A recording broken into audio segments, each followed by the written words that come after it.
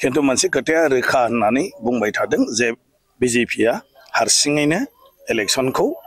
गेलेगोन आरो बे मथे दा गासिबखौबो बिथोन हरनाय बायदियै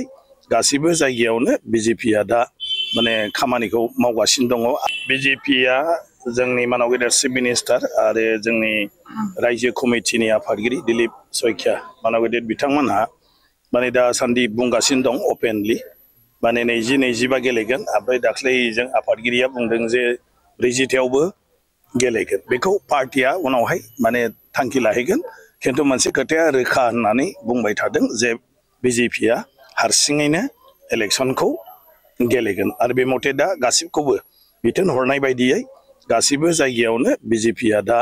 माने खामानिखौ मावगासिनो दङ। आंहा स्पिकार समस्तिनि अनगा दस्रायाव आंहा जेबो खामानि थाया बा पार्टिनि एक्टिभिटियाव आं इनभल्भ जानो हाया नाथाय माने पार्टिनि बिथोनखौ आंनि समस्तियावबो हरदों नालाय बे हिसाबै आङो मोनथिगौ आरो बे मथे बिजेपिनिफ्राय दा माने बड'लेण्डनि जि जानो गोनां बिसायख'थि बेनि थाखाय साखाफारा जागासिनो दङ। बिटिसिनि जितु बिसायख'थि बेयावहाय नोंथांनिफ्राय गेलेनाय जागोन ना जाया? ना आंनिफ्राय गेलेनाय जाया मोनसेया जाबाय पार्टियासो थांखि लागोन सोर सोर बेवहाय गेलेगोन आं अलरेडि आसाम आयेन आफादनि माने बुंथिगिरि गतिके आङो बेवहायथ' गेलेनायनि खुनु बाथ्रा फैया अदेबानि माने गासैबो माने मा होनो समस्तियावनो बिजेपिया लासैनो माने बिजाथिफोरखौबो थि खालामो। रायजोआ जुदि नागिरोबा बिटिसिआव गेलेनो थाखाय नोंथांखौ होमबानिया ना रायजो नागिरब्लाबोथ' बियो माने मा होनो पार्टिनि सायावसो थांनांगोन रायजोआ पार्टिखौ बुंनांगोन अब्ला पार्टिया निस्सय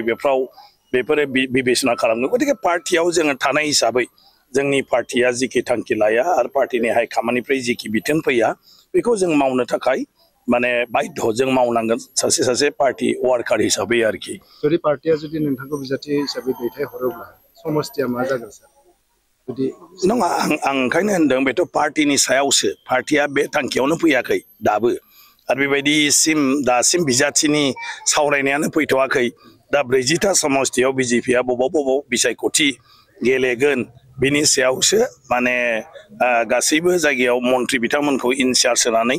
दा बयखौबो लोगो हमगासिनो दं रायजो राजाजों लोगोसे बिजेपिनि मावथिफोरजों बिनि उनावसो थांखि फैगोन जे बबे समस्तियाव गेलेगोन आरो बे समस्तियाव सोर सोरखौ बिजाथि हिसाबै फसङोब्ला माने रायजो राजाफ्राबो माने मदद होगोन बेखौ नायबिजिरगोन। चिफ जानायनि खोथाखौ बहुतखिनि बुंदों नङा बेखायनो आं होनदों बेवहाय सोरबा बुंनायजोंथ' जाया बे पार्टिनिफ्रायसो ओमफ्राय आं जाहैबाय आथिखालाव आसाम आयेन आफादनि बुंथिगिरि गतिके आसाम आयेन आफादनि सासे बुंथिगिरि जानानै आं आरो खुनु बिसायख'थिनि बेलायाव जेबो सावरायनायावबो आं बाहागो लानो हाया। मोनसेया जाहैबाय आंनि पार्टिया जेराव आंखौ एथ' गिदिर मोनसे बिबानखौ होनानै दोनदों आरो बेखौनो आं खामानि मावगासिनो दंखायो बे बेलायाव आङो गुबुन बाथ्रा आंनि बेक्तिगतनिफ्राय साननायनि खुनु बाथ्रा फैया ओंखायनो गासैबो बिथिङानो पार्टिनि माने जिथु मा होनो थांखि बे थांखिनि सायावसो गासिबो जाजोबो। दाख्लैनि मेलाव जों नुनो मोन्दों नोंथांनि बिजेपि सरकारनि आफादगिरि दिलीप सयखिया बुंदों बिटिसि हालामाव होयो गोबाङानो दिनै उपेन्द्र ब्रह्मनि नामाव मोनसे प्रटेस्ट खालामदों बाट दिनै जा बिथांमोना बिदि खालामदों बिनि थाखाय रावबो रायजोफ्रा गैया बेखायनो बिजेपियावसो बांसिन मेजरिटि बोनो हादों होनना बुंदों सार मा बुंनो बेलायाव? नङा बेवहाय एसे बुजिनायफ्राव गोरोन्थि बुजिलायदों आसलते दा बड'फानि मुं लानानै गुबुन राजखान्थि हान्जाफ्रा जेरै माने रायजो दल बिथांमोनाबो माने बड'फानि मुङै बिटिसिनि इलेक्सनाव बायदिसिना माने बाथ्रा माने बुंगासिनो दं बेफोरखौ लानानैसो बिथाङा दाख्लैहाय बुंदोंमोन जे बड'फानि मुङैल' माने राजखान्थि खालामनो नागिरोब्ला माने बेखौ जोङो मालाबाबो मदद खालामा बेदरफानि आदर्श नीतिजों जि मोनसे मावनो गोनां हाबाफोर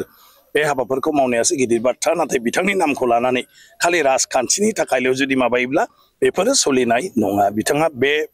बेलायावसो बुंदों जे दा गोबां माने बड'फानि मुंखौ लानानै जिहेतु बड'लेण्ड नालाय बड'लेण्डनि बिसायख'थियाव दा बयनाबो मोनसे माबाया फैदों जे जिहेतु बड'लेण्डआ मानिफ्राय जोनोम जाखो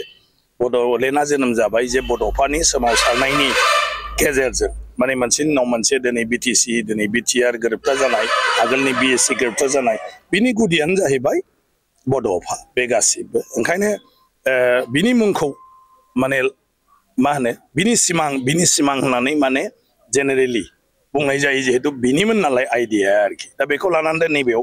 बिसायख'थिनि समाव दा गोबाङानो बिथांनि मुंखौ बाहायनायनि बेलायावसो दिलीप शइकिया बिथाङा बुंदों जे खालि बिथांनिल' मुं लानानै राजखान्थि खालामनो नागिरोब्ला बे मालाबाबो माने गनायजाथाव जाया।